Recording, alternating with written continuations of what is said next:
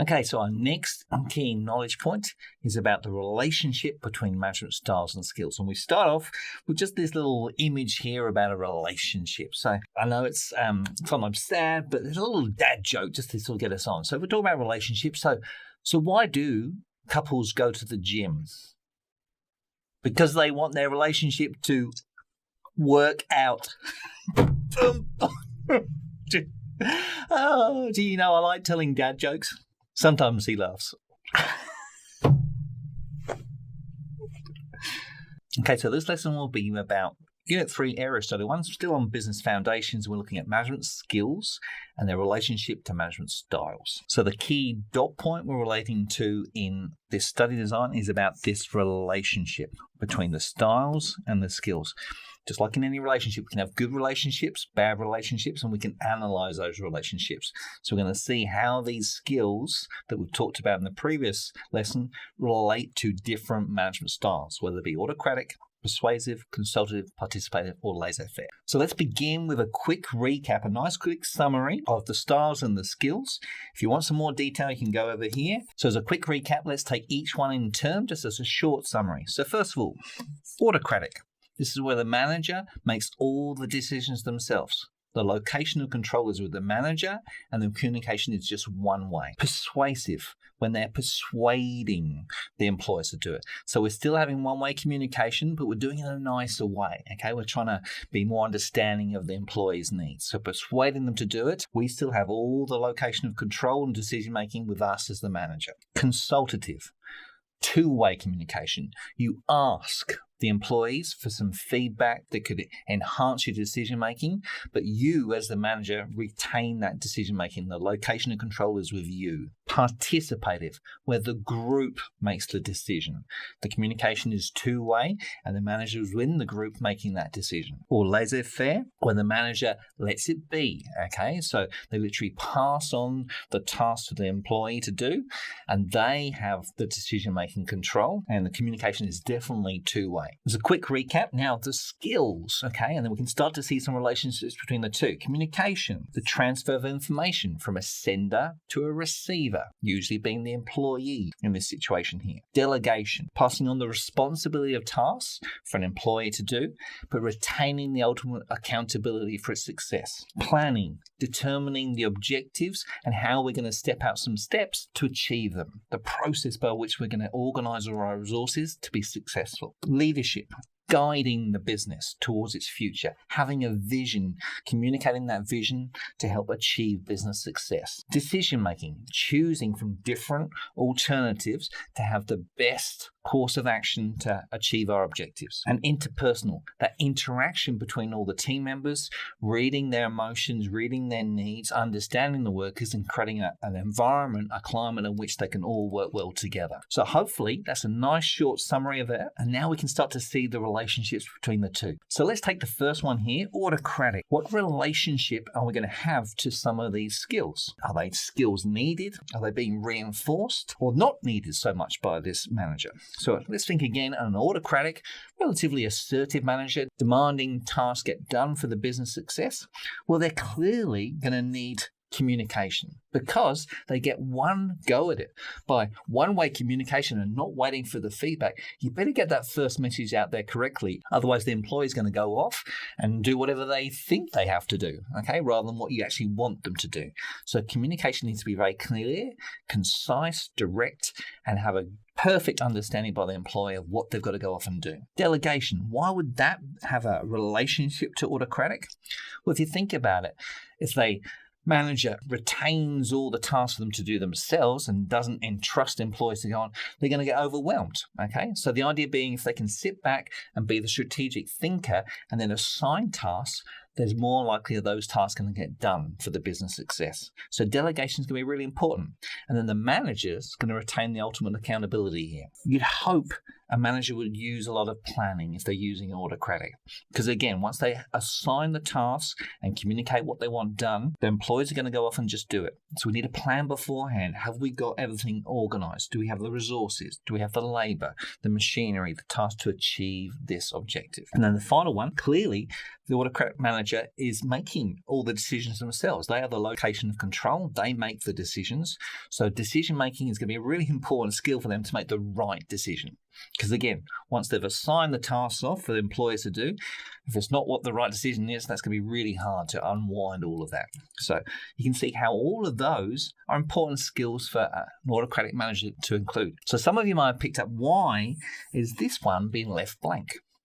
Well, that was the one for interpersonal skills. Now, an autocratic manager is typically someone who demands work to be completed by the employee. So they're not asking for their opinion, they're just telling them what to do. So they're not taking a lot of account of their feelings, their moods, their emotions in terms of that. So I would argue, in this case here, that it's less of a need for interpersonal, because they're pretty much just making the decision themselves and just telling employees what to do. So you can see how some of these skills have a great association, some of them may be used less so, okay, in this situation. Now, there'll be lots of different ways of literally communicating this in an exam answer, and it's about you justifying in your belief why you think those skills would be important for this type of management style. Now, hopefully we get the idea of how we can make connections. So I've just picked a couple here for us to defend. Now, you may see more connections between the other skills for this type of manager, but we're just going to look at these ones in particular. So first of all, persuasive. What's the relationship between that one and communication? Well, if we remember, persuasive is about one-way communication, but we're doing it in a nice way. So straight away, we've got the word there. It's communication. So we need this skill, okay? Again, it's one way. We're not asking for any feedback, but the communication is also non-verbal. We're reading the employee. Do they look okay?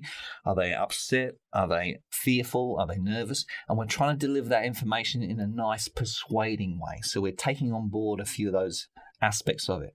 And that's why I've also got interpersonal skills here. I would think that if you're comparing autocratic to persuasive, you're going, okay, what's the difference there? The features are very much the same. One-way communication and the decision-making is retained by the manager, but it's just the way we're expressing that.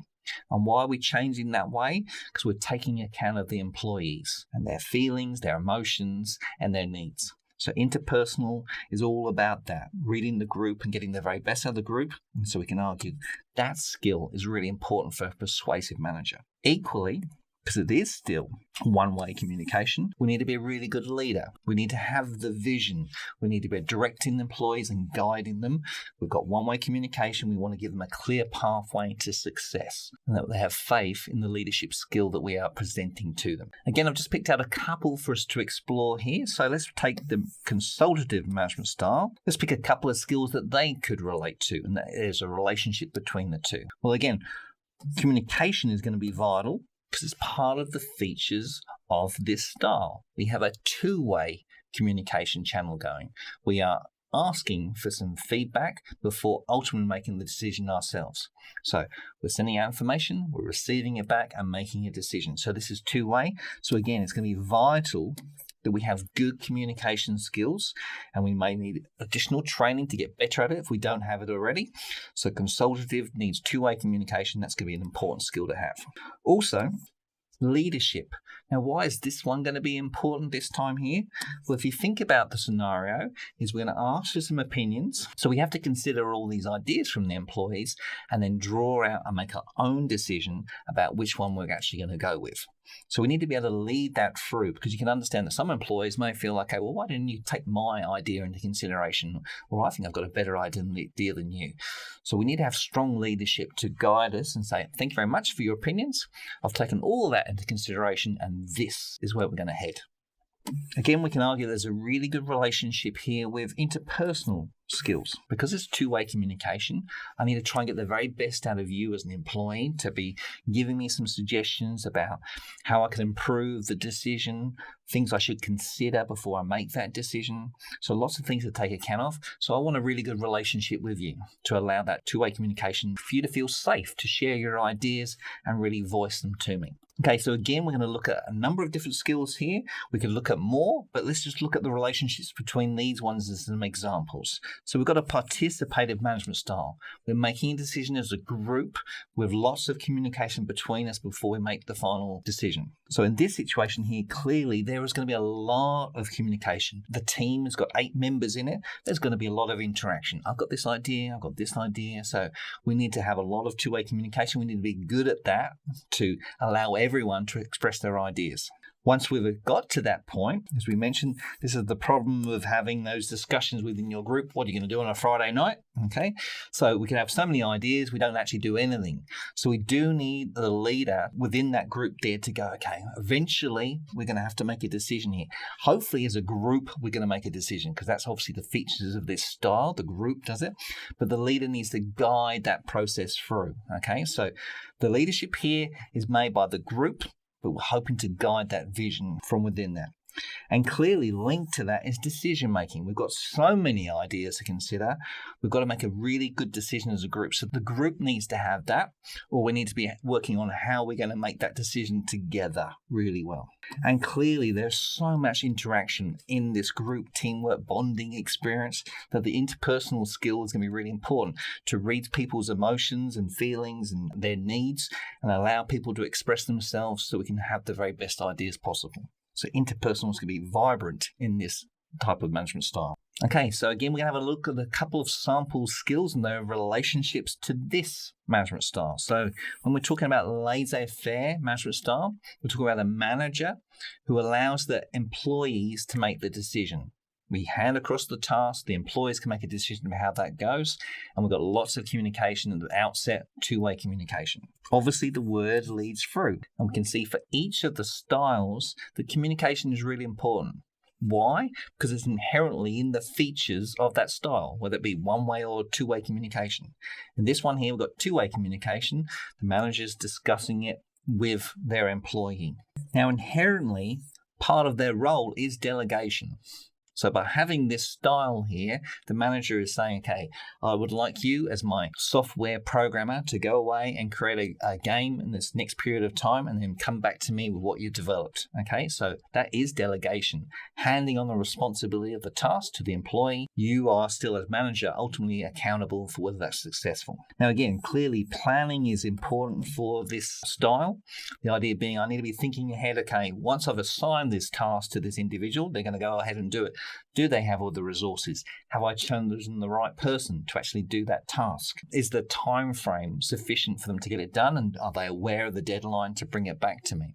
So I need to be planning that beforehand to make sure they don't just go off and I lose complete control of what's going on. So hopefully you can just see some examples there of relationships between these skills and this style of a laissez-faire manager. Okay, let's work through this example of a potential question on this area of this relationship between styles and skills. So taking the question, our task word. We always highlight the task word to work out what's being required of us.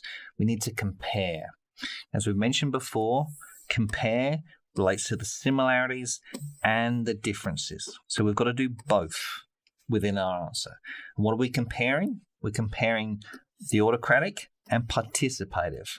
That's what we're going to compare, what's similar and different between the two, and how they use communication. So similarities and differences. The marks being attributed to this question is 4. So we can almost like get in the head of the assessor and go, okay, there's probably going to be an even split here of roughly 2 marks for both sides. So let's see how we build up this question. So first of all, communication, what's it about? Okay, communication is the skill of transferring a message from a sender to receiver. We're going to express that it is vital for both. So here's our similarity, autocratic and participative management styles. As in both, we need to communicate a message to the employees in the most efficient and effective way. Both would also use verbal and non-verbal communication to transfer information. And you could scaffold that further with some examples if you chose to. We've done our similarity. Now we're going to look at our differences. So We've separated this apart. However, the autocratic manager uses one-way communication. Okay, and if they're doing that, they need to get their message right first time, as they don't rely on feedback from the employee to clarify. However, in contrast, the participative management style uses two-way communication, and therefore this manager may need to constrain the amount of communication due to time-consuming nature of the task. Okay, the group's making a decision, it's going to take a lot of time. Okay, so it's two-way communication rather than one. So hopefully you can see how you scaffold and build up the answer there to cover both the similarities and the differences required for a compare question. Okay, so here we have, again, the nice summary slide to put all this information together. So ticking this off and then seeing the relationships. Autocratic, one-way communication, the manager makes a decision. Persuasive, we've got one-way communication, the manager persuades the employers what to do. Consultative, two-way communication, asking for feedback, but the manager is ultimately going to make the decision. Participative, the group is going to make a decision, and it's going to be a two-way, multi-way communication process. And laissez-faire, let it be. We're going to have the manager assign the responsibility for the individual to make the decisions, and the communication is going to be two-way. Those are our styles, and here are our skills. So communication, about that transfer of information from a sender to receiver. Be thinking about which styles that relates to. Okay, arguably, I would say all of them. For the fact that we're going to be using communication, whether it's one way or two way for each one, we need to be fairly effective as a manager to do that. Delegation, the process of handing on the responsibility of a task to an individual, but retaining the ultimate accountability for making sure that works. Now, clearly, that's going to work well in a laissez-faire style. There's going to be a strong relationship there because that's what it's generally about, is where you're saying to the employee, you make the decision, I'm going to hand across the responsibility for you to do it, while ultimately retaining the accountability for the end success of that project. Planning, about organising all the resources and getting things in mind to achieve our objective. Again, you could argue that a lot of these styles would have planning within them. They're going to make it more effective by working on what we need to try and do. An autocratic and persuasive manager, because they're making the decision that they need to retain that ability to plan, whereas a group participative style is going to probably plan that together. Leadership, having a guiding vision about where we're going to occur and where we're going to lead. You'd hope that all of these styles would have leadership within them. The fact that they're going to be able to either guide or direct their staff with one-way communication, tell them where we're heading, or ultimately lead the group together with their input and decisions that are going on. Decision-making, about choosing a course of action for a number of different alternatives. Again, you'd hope that all these styles would have decision-making within. Every day as a manager, you need to make decisions about courses of action. Some of these management styles will make decisions by themselves without seeking any feedback. Some of these styles towards the bottom here are going to have that two-way communication, have some input from the employees before you make the decision. For the participative, you're going to make the decision together. And for the laissez-faire, you're going to lead the decision-making up to the individual employee. And then interpersonal, about reading people's emotions and the interactions between the group. And again, you'd argue that lots of these styles should use that to be aware of their employees, but groups of employees will clearly have a lot of discussions going on, so that'll be really important to be able to read those emotions and to guide the group to make the best decision. So we can see a lot of relationships occurring between these two groups, okay, and your ability to justify them in different scenarios and case studies that come before you. So hopefully that's covered those relationships there. What's coming up next? We're going to have a look at corporate culture.